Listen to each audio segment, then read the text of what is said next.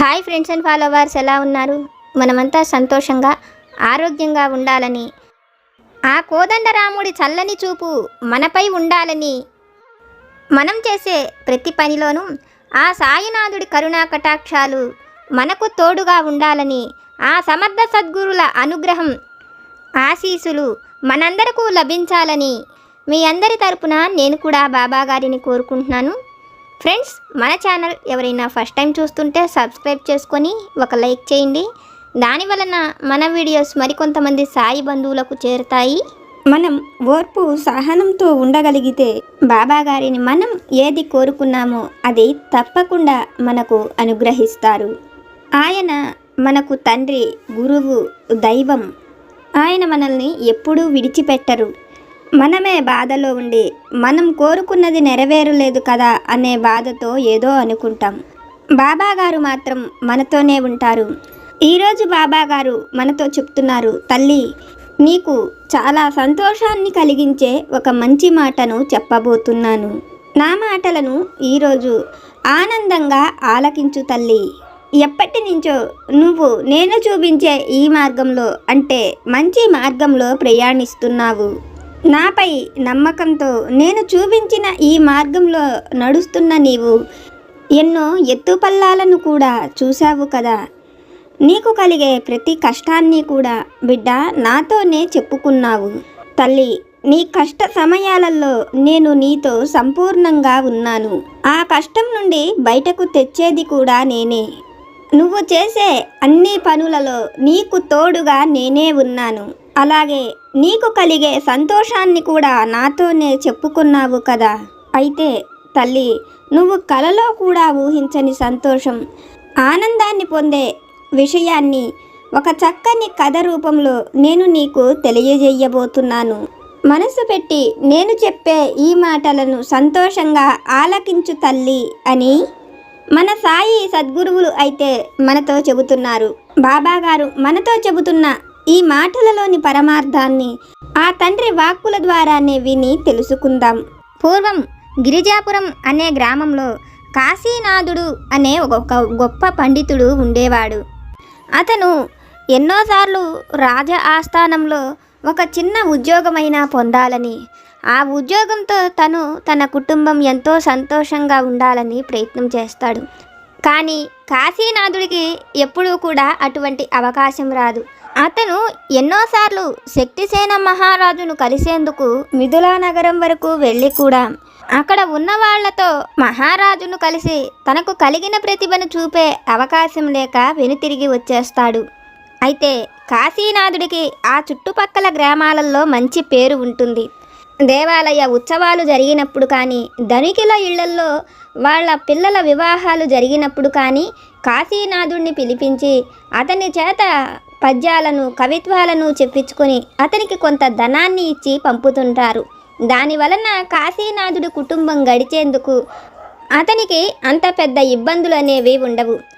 ఎలాగైనా కాశీనాథుడు మహారాజు దగ్గర మాత్రం తన ప్రతిభను చూపి ఆ ప్రతిభకు తగిన గౌరవాన్ని పొందాలని కాశీనాథుడు కలలు కంటూ ఉండేవాడు. అయితే మిథులా నగరానికి ఒక సమస్య కలుగుతుంది. పొరుగు దేశము తన స్నేహితుడు అయిన కుశావతి నగరపు రాజు సింహసేనుడి మీద దుండగులు హత్యా ప్రయత్నం చేస్తారు. దుండగులను తప్పించుకుని బ్రతికిన సింహసేనుడు ఆ దుండగులు మిథులా నగరం చేరారని, వాళ్ళు ఆ రాజ్యంలో నివాసం ఏర్పరచుకున్నారని, వాళ్లకు కొంతమంది వర్తక వ్యాపారులు సహాయం చేస్తున్నారని సింహసేనుడికి తెలుస్తుంది.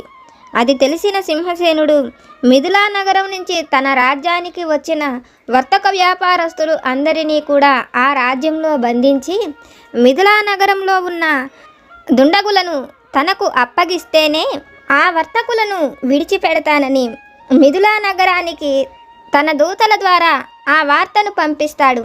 సింహసేనుడు పంపించిన వార్తను విన్న శక్తిసేనుడు తన స్నేహితుడు తనకు ఈ విధంగా వార్తను పంపించటం అతనికి బాధగా అనిపిస్తుంది. తన స్నేహితుడి ప్రాణాలు తీసే దుండగులు తన రాజ్యంలో ఎందుకు అతను ఆశ్రయం ఇస్తానని, తన స్నేహితుడి మీద హత్యా ప్రయత్నం చేసిన వారని తెలిస్తే అతను వాళ్లకు ఆశ్రయం కలిగిస్తాననే అనుమానం అతనికి ఎందుకు కలిగిందని బాధ కలుగుతుంది.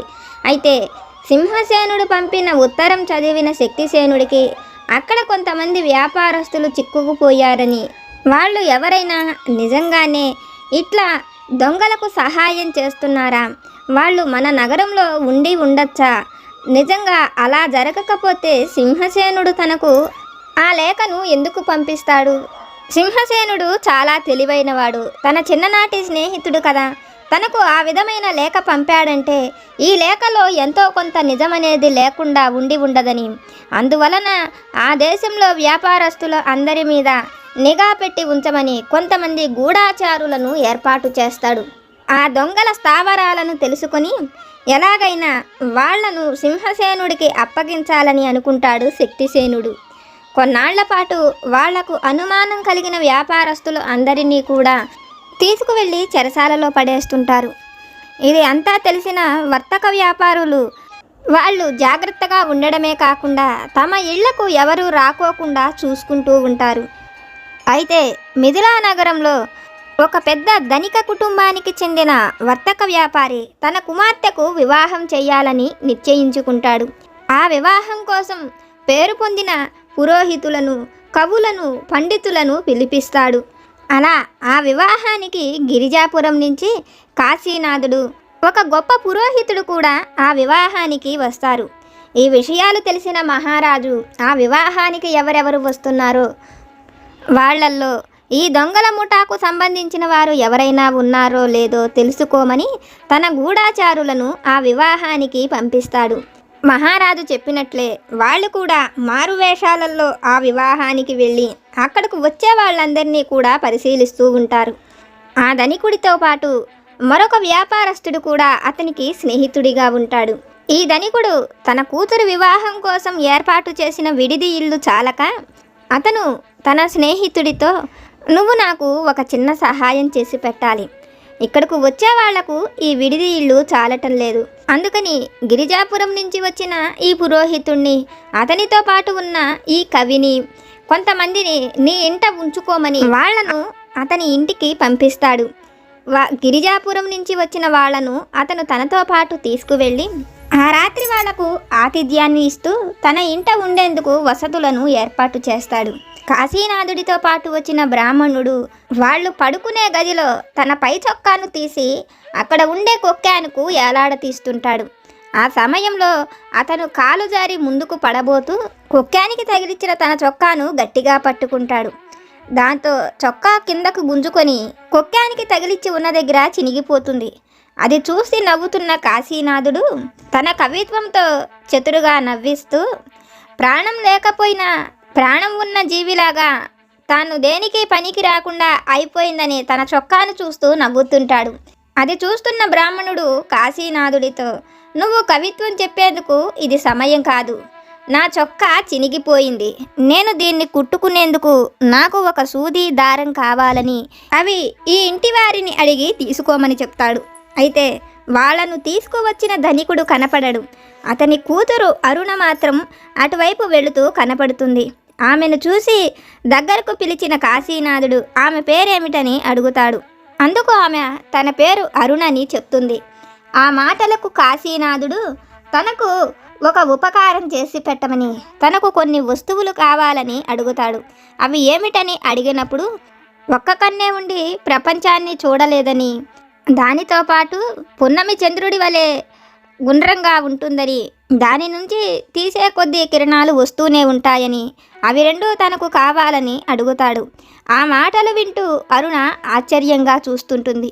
ఆ సమయంలో అటుగా వచ్చిన ఆ ధనికుడు అతనితో, మీరు గొప్ప పండితులని నా స్నేహితులు చెప్పారు, అందువలనే నేను మిమ్మల్ని మా ఇంటికి ఆతిథ్యానికి కూడా పిలిచాను. అయితే మీరు మీ పండిత భాషతో మమ్మల్ని కంగారు పెట్టకండి. మీరు ఈ విధంగా మాట్లాడటం రాజుగారు ప్రత్యేకంగా ఏర్పాటు చేసిన గూఢాచారుల్లో ఎవరైనా వింటే కనుక మీరు రాజుగారు వెతికిస్తున్న దొంగలకు చెందినవారనుకొని మీతో పాటు మేము కూడా అందులో ఉన్నామేమో అనే అనుమానంతో మమ్మల్ని కూడా తీసుకువెళ్ళి చెరసాలలో వేస్తారని చెప్తాడు. ఆ మాటలు వింటున్న కాశీనాథుడు, నేను మీతో అంత రహస్యమైన విషయం ఏమీ చెప్పలేదు, నేను మీ అమ్మాయిని అడిగింది ఒక కన్ను మాత్రమే ఉండి ప్రపంచాన్ని చూడలేనిది అంటే సూది, ఇంకా గుండ్రంగా సూర్యుడి వలె ఉండి తీసే కొద్దీ తన నుంచి కిరణాలు రావడం అంటే దారం. దారంలో నుంచి మనం ఎంత దారం తీస్తున్నా అది వస్తూనే ఉంటుంది కదా. నేను ఆ రెండింటిని ఇవ్వమని అడిగాను.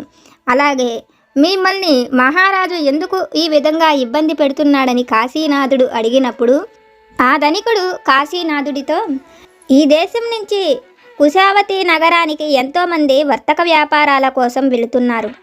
ఆ దేశానికి వర్తక వ్యాపారులు తప్ప మరి ఎవ్వరూ కూడా వెళ్ళరు. ఆ విధంగానే వర్తక వ్యాపారం కోసం వెళుతున్నామని చెప్పి ఈ దేశం నుంచి వెళ్ళిన వాళ్ళల్లో ఎవరో ఆ దేశపు మహారాజు సింహసేనుడి మీద హత్యా ప్రయత్నం చెయ్యబోయారు. అక్కడ నుంచి తప్పించుకున్న మహారాజు ఈ దేశం నుంచి వెళ్ళిన వారే ఆ విధంగా చేసి ఉన్నారని, దానికోసం వర్తక వ్యాపారులు వాళ్లకు సహాయం చేస్తున్నారని, అందువలన వర్తక వ్యాపారులుగా ఉన్న వాళ్ళల్లో ఎవరు ఆ విధంగా దొంగలకు సహాయం చేస్తున్నారో వాళ్ళను పట్టుకొని తనకు అప్పగించాలని, అలా చేస్తేనే ఈ దేశం నుంచి వెళ్ళిన వర్తక వ్యాపారులు తిరిగి ఈ దేశానికి రాగలుగుతారని, అలా తన అల్లుడైన చంద్రవదనుడు కూడా వర్తక వ్యాపారం కోసం ఆ దేశానికి వెళ్ళి అక్కడ కారాగారంలో చిక్కుపడి ఉన్నాడని, అతను వస్తేనే తన కూతురు అరుణకు అతనికి వివాహం జరుగుతుందని కుశావతి నగరపు మహారాజు సింహసేనుడు ఈ విషయాలను లేఖ ద్వారా మన మహారాజుకు పంపాడని, అందుకోసమే వ్యాపారస్తులమైన మా అందరి మీద మహారాజుకు అనుమానం కలిగి ఇటువంటి నిఘాను ఏర్పాటు చేశాడని, అందువలన మీరు మా ఇంటికి వచ్చి మా వలన చెరసాలకు వెళ్ళకూడదని, ఆ విధంగా మీకు జరిగితే మేము అంత చెరసాలలో ఉండవలసి వస్తుందని చెప్తాడు. ఆ మాటలు వింటున్న కాశీనాథుడు బాగా ఆలోచించి, మీరు అనుకుంటున్నట్లు ఒకవేళ దొంగలు వస్తే మీతో పాటు మీ ఇళ్లల్లో ఉండే వెండి బంగారాలను తీసుకుపోతారే కానీ మీ దగ్గర ఎందుకు వాళ్ళు ఉంటారు? మహారాజు ఈ విధంగా ఆలోచించి ఉండకూడదు. నిజానికి ఆ దొంగల్ని వాళ్ళు పట్టుకోవాలని అనుకుంటే హిరణ్యాక్షుని వైరుడు ఎక్కడ ఉంటాడో ఆ ప్రదేశాలలో వెతకాలని, అలా ప్రయత్నించటం వలన ఏదైనా ఫలితం ఉండవచ్చని, మీ మధ్య తిరిగితే ఏ దొంగలు దొరకరని, వాళ్ళు మిమ్మల్ని ఇరికించేందుకే ఈ విధంగా చేసి ఉంటారని అక్కడ ఉండే ధనికుడితో అంటుంటాడు.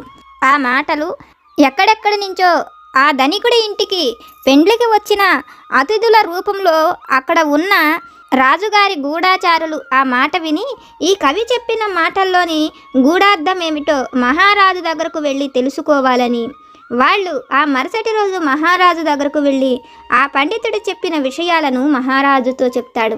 మహారాజు ఆ మాటలు వింటూనే, హిరణ్యాక్షుని వైరి అంటే ఆ శ్రీహరి ఉండే ప్రదేశాలు అంటే గుడి గోపురాల, గుళ్ళు గోపురాలకు కూడా జనాలు వెళతారు కదా అని ఆలోచిస్తూ ఆ విషయాన్ని తన మంత్రితో చర్చించినప్పుడు మంత్రి నిగూఢంగా గ్రహించి, మహారాజా, అతను చెప్తున్నది హిరణ్యాక్షుని వైరి అంటే శ్రీహరే.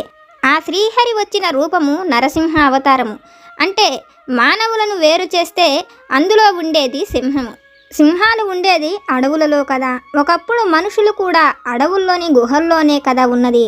అంటే ఇప్పుడు ఆ దొంగలు అడవులలో ఏదైనా గుహల్లో కానీ జనసంచారం లేని గుడి గోపురాలలో కానీ ఉంటారని ఆ కవి అర్థమని చెప్తాడు. ఆ మాటలు విన్న మహారాజు తన గూఢాచారులను ఆ ప్రదేశాలకు పంపిస్తారు. వాళ్ళు కట్టెలు కొట్టుకునే వాళ్ళలాగా అడవికి వెళ్ళి అడవిలో కొన్ని ప్రదేశాలను తిరుగుతూ అక్కడ కట్టెలు కొట్టుకునే వాళ్ళలాగా కనిపిస్తూ ఉంటారు. వాళ్లకు కొంతమంది దొంగలు ఆ అడవులలోని గుహల్లోకి వచ్చి వాళ్ళు ప్రజల దగ్గర నుంచి, రాజకోటల నుంచి దోచుకువచ్చిన బంగారాన్ని ఆ కొండ గుహల్లోకి చేరవేస్తుంటారు. అది చూసిన గూఢాచారులు ఆ విషయాన్ని మహారాజుకు చెప్తాడు. మహారాజు తన సైన్యంతో వెళ్ళి అక్కడ ఉండే దుండగులను పట్టుకొని వాళ్ళని తన స్నేహితుడైన సింహసేనుడికి అప్పగిస్తాడు. వాళ్లను పట్టుకున్న సింహసేనుడు వాళ్ళు ఆ దేశంలోకి రావడానికి కారణం వాళ్లకు ఏ వర్తక వ్యాపారులు సహాయం చెయ్యలేదని, ఒకసారి వాళ్ళు మిథిలా నగరం నుంచి కుశావతి నగరానికి వస్తున్నప్పుడు కొంతమంది వర్తక వ్యాపారుల దగ్గర వాళ్ళు కొన్ని వస్తువులను దొంగిలించినప్పుడు వాటిల్లో వర్తక వ్యాపారానికి అవసరమైన సామాను, మహారాజు అంగీకారం తెలిపే లేఖ అందులో ఉంటుంది. దానివల్ల వాళ్ళు కుశావతి నగరంలోకి ప్రవేశించగలిగి మహారాజు కోట మీద దాడి చెయ్యగలిగామని ఆ విషయాలన్నిటినీ కూడా దొంగలు ఒప్పుకుంటారు. దాంతో సింహసేనుడు దుండగులకు వర్తక వ్యాపారస్తులకు ఏ సంబంధము లేదని తెలిసి వాళ్లకు విలువైన కానుకలను ఇచ్చి వాళ్ళ వ్యాపారాలను వాళ్ళని చేసుకోమని వదిలేస్తాడు. వాళ్ళల్లో కొంతమంది మళ్ళీ తమ దేశమైన మిథిలా నగరానికి వస్తారు. వాళ్లతో పాటు అరుణను వివాహం చేసుకునే చంద్రవదనుడు కూడా మిథిలా నగరానికి వస్తాడు. అరుణకు చంద్రవదనుడికి ఎంతో ఘనంగా వివాహం జరుగుతుంది. ఆ వివాహానికి కవి అయిన కాశీనాథుడు కూడా వస్తాడు. ఈ విషయాలు తెలుసుకున్న మహారాజు కాశీనాథుణ్ణి తన వద్దకు పిలిచి అతని తెలివితేటలకు మెచ్చుకొని అతని వలనే వాళ్ళు ఆ దొంగలను పట్టుకోగలిగామని, సింహసేనుడి దగ్గర బందీగా ఉన్న తన ప్రజలందరినీ కూడా అతని వల్లే విడిపించి తెచ్చుకోగలిగానని, అందువలన అతడిని తన సలహాదారుడిగాను తన అంతఃపురంలో అతడిని ప్రత్యేక కవిగా ఎంచుకుంటాడు. అది విన్న కాశీనాథుడికి ఎంతో ఆశ్చర్యం కలుగుతుంది. తను ఎన్నోసార్లు ప్రయత్నించినప్పటికీ తాను మహారాజును చూడడం అనేదే జరగలేదు. కానీ తను ఊహించకుండానే దైవ సంకల్పం వలన అతను మహారాజుకు ఒక ప్రత్యేక కవిగాను సలహాదారుడిగాను నియమించబడ్డాడని, తను అంతకు ముందు కోరుకున్న ఈ విషయం తన జీవితంలో జరగటం అది అంతా కూడా తనకి సంతోషాన్ని కలిగిస్తుంది. తను కలలో కూడా ఊహించని గొప్ప అద్భుతం తన జీవితంలో జరిగిందని కాశీనాథుడు సంతోషిస్తాడు. ఇదంతా కూడా దైవం పైన అతనికి ఉన్న నమ్మకం వలనే జరిగిందని కాశీనాథుడు ఆనందపడతాడు. తల్లి, ఇది విన్న నీకు నేనేమి చెప్పాలనుకుంటున్నానో అర్థమైంది కదా. నువ్వు కలలో కూడా ఊహించని సంతోషం, ఆనందం నీ జీవితంలో కలగబోతున్నది. నువ్వు ఏదైతే కోరుకుంటున్నావో అవి నీ జీవితంలో నిన్ను వెతుక్కుంటూ వచ్చే రోజు రాబోతున్నది. నువ్వు కోరుకున్న ఉద్యోగమైనా, నువ్వు ఇష్టపడ్డ వ్యక్తితో నీ వివాహమైనా, నీ భర్తతో సంతోషకరమైన జీవితమైనా, తల్లి నువ్వు కోరుకుంటున్నది ఏదైనా, నువ్వు ఊహించని అద్భుతం జరిగి నువ్వు కోరుకుంటున్నది పొందే రోజు రాబోతున్నది అని ఈరోజైతే బాబాగారు ఒక చక్కని సందేశాన్ని మనకు అనుగ్రహించారు. ఫ్రెండ్స్, బాబాగారు మనకు అనుగ్రహించిన ఈ మాటలను విన్నారు కదా. బాబాగారి వాక్కు ద్వారా మనం తెలుసుకున్న ఈ విషయాలు కనుక మీకు నచ్చితే లైక్ చేయండి, షేర్ చేయండి. మీకు ఏమైనా సమస్యలు కనుక ఉంటే నాకు కామెంట్ సెక్షన్లో పెట్టండి. నేను పూజ చేసుకునేటప్పుడు మన అందరి సమస్యలు తీరాలని, మన అందరి కోరికలు నెరవేరాలని మీ అందరి తరపున నేను కూడా బాబాగారిని కోరుకుంటాను. నాకు తెలిసిన పరిష్కారాలను కూడా చెప్తాను. జై సమర్థ సద్గురు సాయినాథ్ మహారాజ్ की जय।